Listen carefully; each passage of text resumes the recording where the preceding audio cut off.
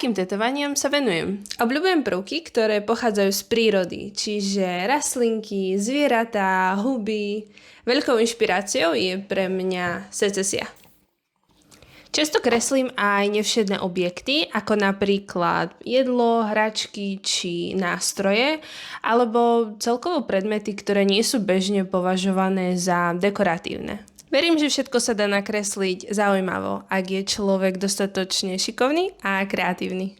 Niekedy používam aj metafory, príslovia, porekadlá alebo slovné hračky a do návrhov vkladám nejaký skrytý odkaz. Ale plne podporujem a tvorím aj tetovania, ktorých jediný význam je to, že sa nám jednoducho páčia. A takisto som za každú somarinu. Štýl neotradičný sa ku mne dostal cez moje prvé tetovanie. Čím viac som ho videla online, ale aj naživo, tým viac som mu prepadla.